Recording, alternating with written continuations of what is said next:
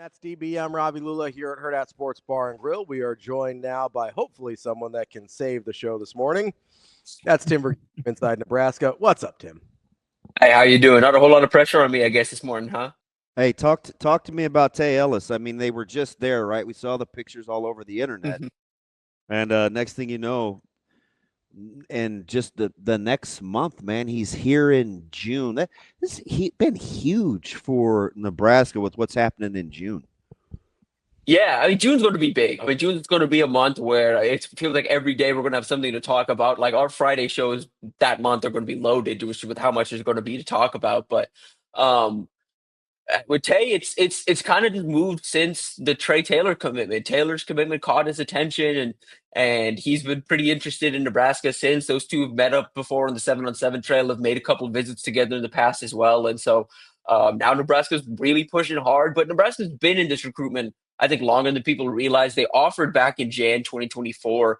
It was Gary McGuire at the time. There's been some like regular communication. It's obviously a lot more steady now. It's a lot more, consistent now. But yeah, he's a guy that we have him as a top 5 slot receiver. He's electric and like plays, bigger than his frame a little bit. Had a really productive sophomore season, and like, yeah, I think he's a playmaker.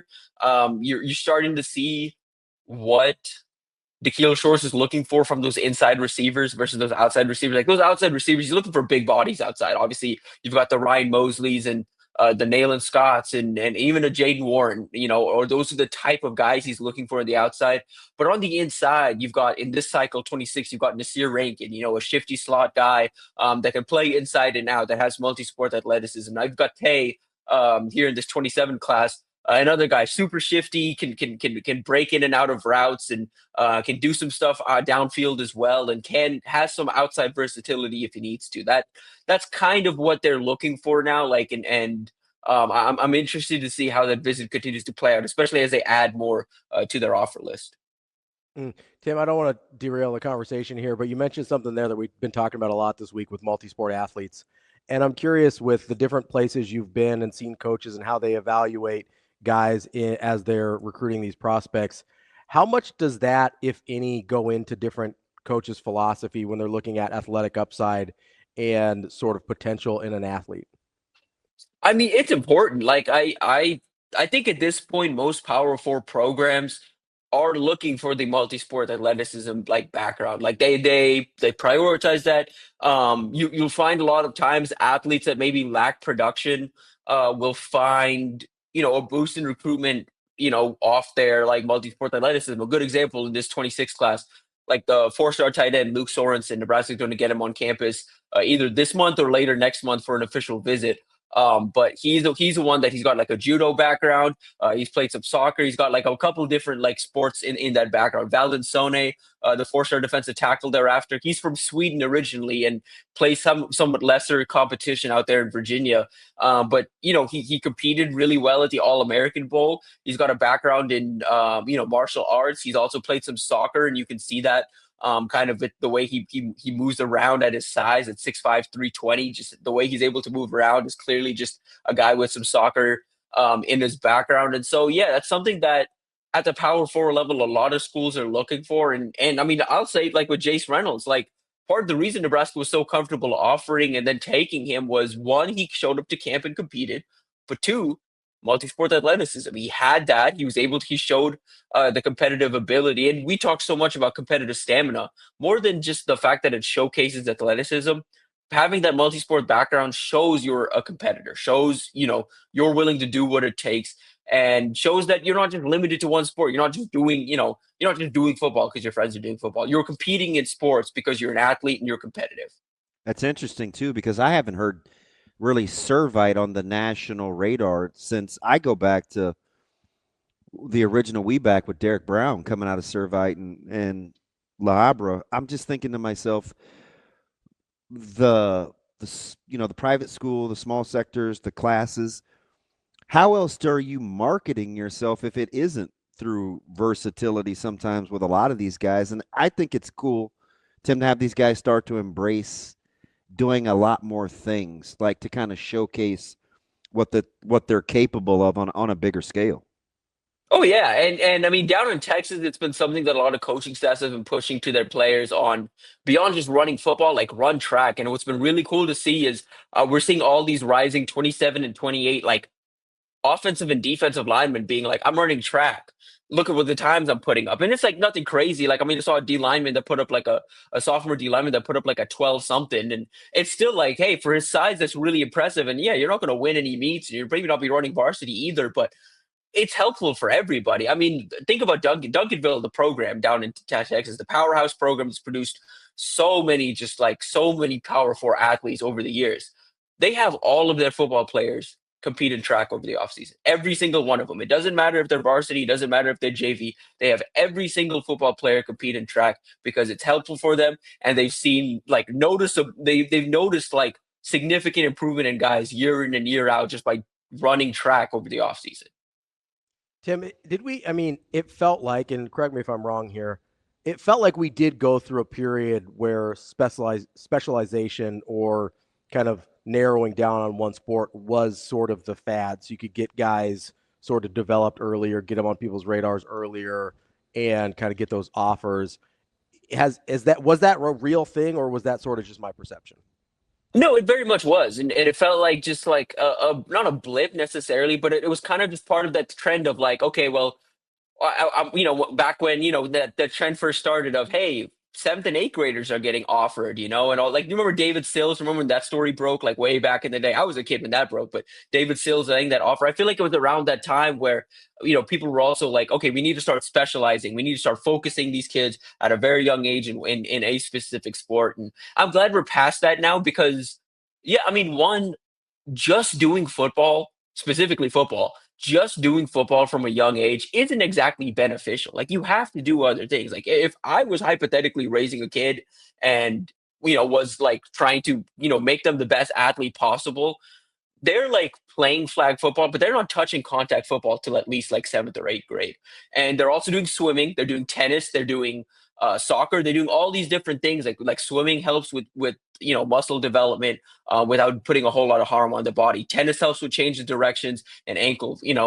So does soccer. Basketball helps with some of the short area movement ability, helps with hand-eye coordination.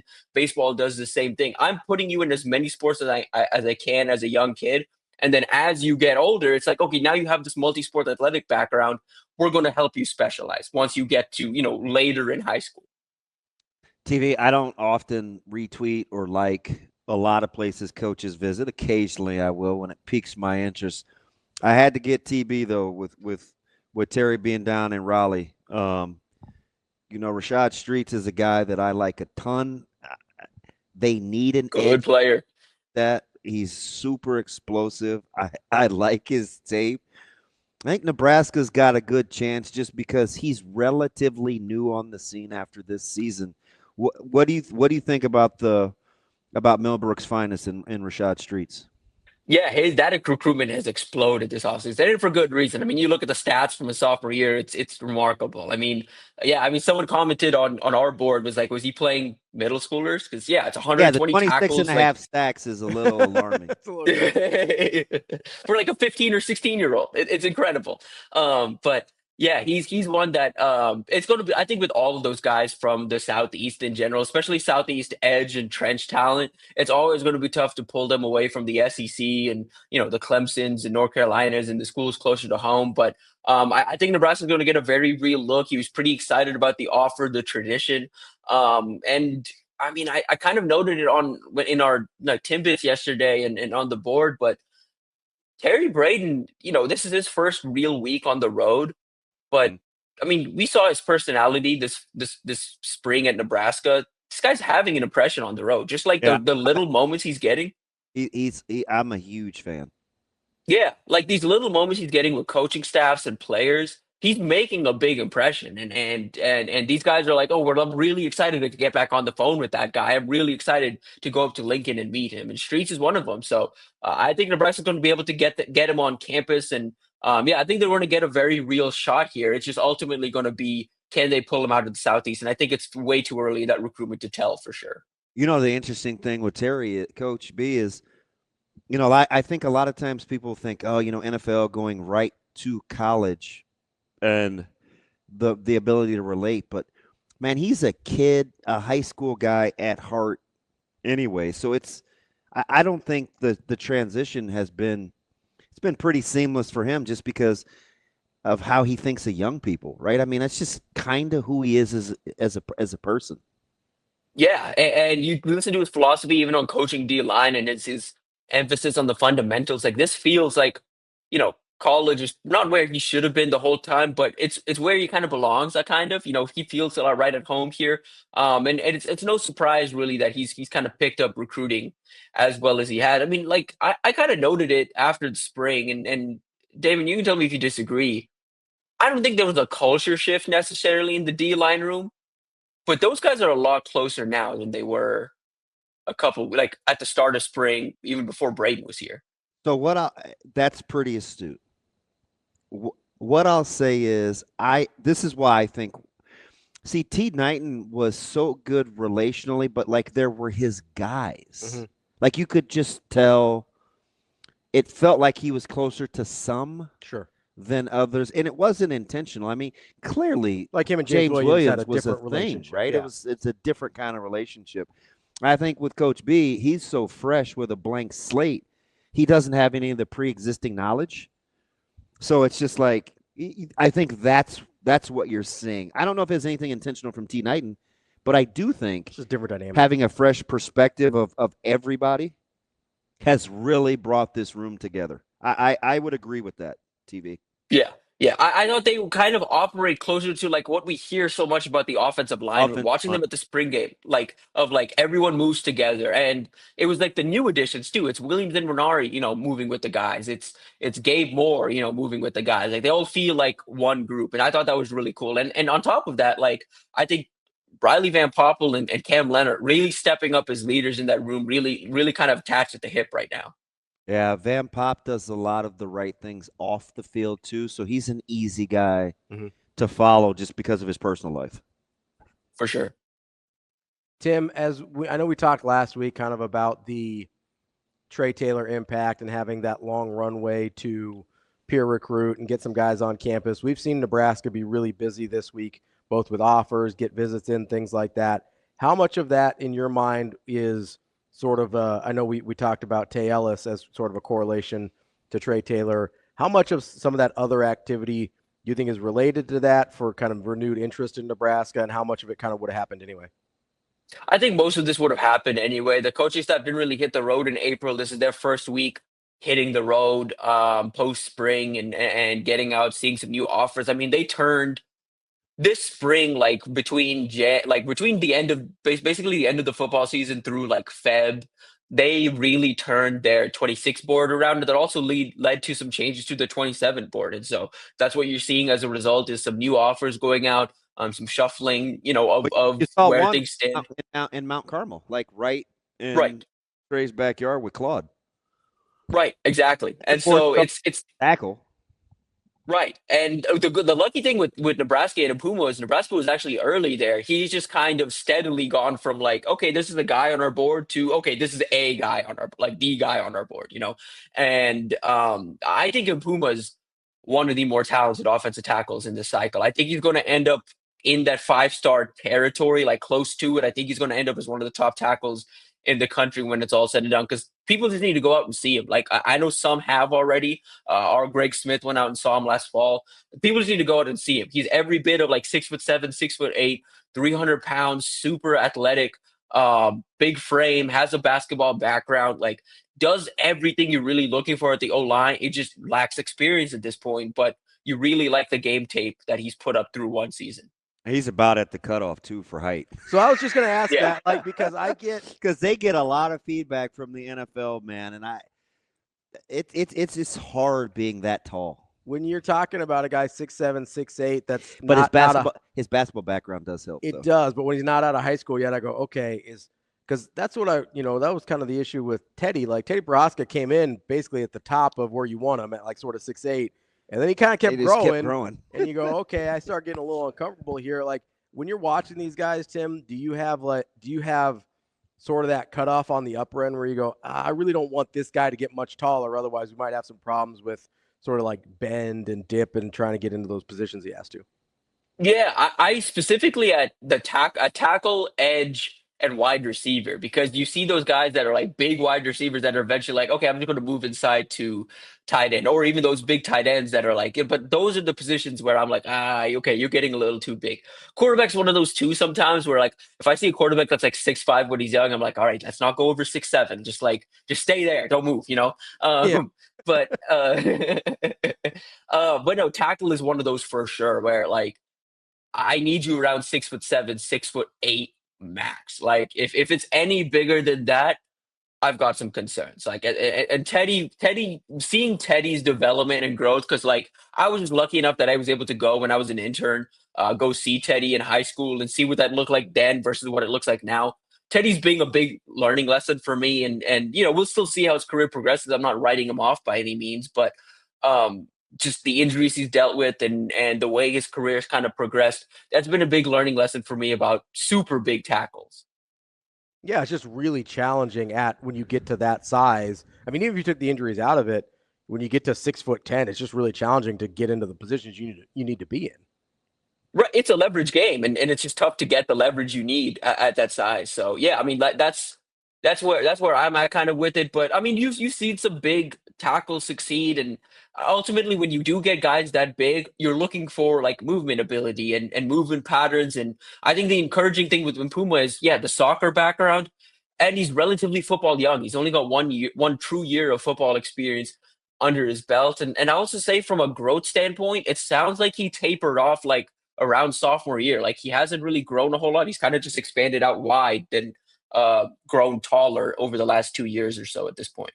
Hey, Tim, I'm watching all this tape and I'm trying to understand the differences between, track speed and football speed. And Jade Warren obviously comes to mind, just Jade Warren, just because his times are really, really good. I don't know if I always see him play like that in football, which is fine. I mean, it's part of the process. I'm just making the distinction.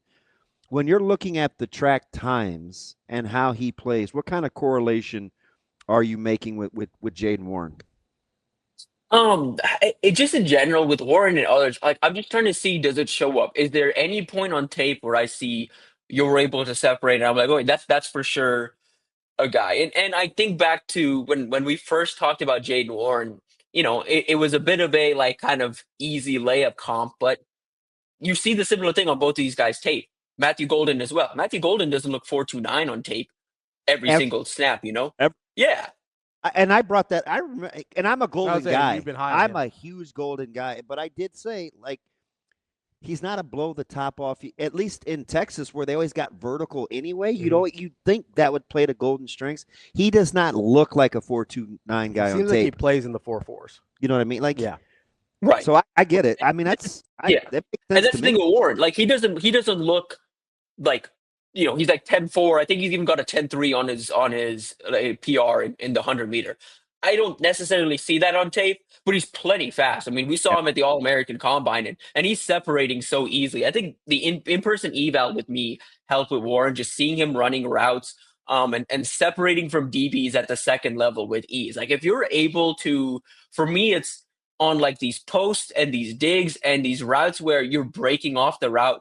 If you're able to create separation without a whole lot of fancy footwork and you're just able to just clear just by running faster than the guy, that tells me a good bit. And especially if I know the guy opposite you is also a pretty fast guy, it gives me good context that like, okay, the track speed is like real and it translates. Tim, out of all the activity we saw from Nebraska over the past week, especially, was there anything, whether it's a visit or an offer or interest or anything that kind of raised your ears a little bit, like got the antenna going that made you think, oh, that's interesting? I think where Donovan Raiola is choosing to spend his time, a lot of Arizona, a lot Yeah, of Utah. with like Waterman and those guys. Yeah. Yeah, yeah. A lot of Arizona, a lot of Utah. I'm expecting him to probably stop through Idaho to go see Telvin Obad, maybe even Jax Tanner, but I think they're running out of it with Jax Tanner. But that just where he's choosing to spend his time is really interesting because this is an important class for the offensive line. And yeah, I mean the tackle targets right now are Kelvin Obot and Claude and Puma, and behind that, it's kind of just out there. Colin Campbell out of Arizona is a 3-star guy that I think is going to end up a 4-star. That's a riser Nebraska likes. I think they're working to get him back for an OV. But that's like, I think it's interesting because he's also expanded the offer list both in Arizona and Utah. He's really trying to build that pipeline out in Utah. They have Matali Benjamin. I guess that's another one in 26 class, 3-star out there that they're working. They already have coming into town for an OV. They're working to land him. And in that 27 class, they've made a bunch of new offers. But this has been a multi-year thing with Raiola trying to build this Utah connection. Last cycle, they were able to add Brian Tapu from there. They obviously had the commitment for a while from the tight end. Why am I blank? I don't know why I'm blanking on his name, but the tight end out of Utah for a bit. And so Utah's something they're really working on. I think that's been interesting to me. The other one is Dakiel Shores is like not really like picking an area necessarily. He's just kind of flying around and offering receivers as he sees fit. Like he's out in Vegas. He was out in, out in the East Coast. Was out in Florida for a bit. Was in Texas making the rounds. Like he's just kind of picking and choosing who he's offered. It's very clear he's got a vision for what he wants at receiver and who he wants at receiver. He's not casting a big board and kind of letting these guys come to Nebraska and figure it out, on the job. It's like, okay, I want this guy. I'm going to go offer this guy. What do you think Nebraska has to show Smith on the 13th when he comes, considering Dvorak was just down in Little Rock? Yeah, just show him. Like, I think that's a really interesting recruitment for me. Have you watched his tape? I love that kid. So he's slight, right? For I think what they ask him to do, but if he's a true 6'1", I could see him growing. Like he has some he's just a good natural football player. Corey Smith. Yeah. What I'm talking. Yeah, and I love him. And that's just a recruitment Unfortunately, so does Oklahoma. So yeah, Oklahoma loves him. Arkansas loves him. That's where that recruitment's at right now. Oklahoma really likes him, and Oklahoma's tradition at the linebacker position always resonates with guys. I mean, we talked about it with Christian Jones last cycle and how hard they made that decision for Christian Jones, just because from Venables down, it's a linebacker based defense and a linebacker focused coaching staff. With Smith, it's Nebraska just has to impress, and I think they have the ability to do that. I'm not really worried about the first impression on campus with Nebraska anymore. I think the facilities speak for themselves. I think this coaching staff does a really good job of building relationships. Ultimately, can that one and done visit be enough for him? I don't know, because he's been to Oklahoma a couple of times. He's been to Arkansas a couple of times. He's going to go back to both of those guys for OVs. So that's where I'm a little hesitant. K-State? I'm sorry? You know where he is with K-State? Because I know they like him. I know they like him, but that's where I don't know if I necessarily get a read that K-State is like a true player here, because I think the draw of the SEC and the Big Ten is real there, or at least right now, the SEC.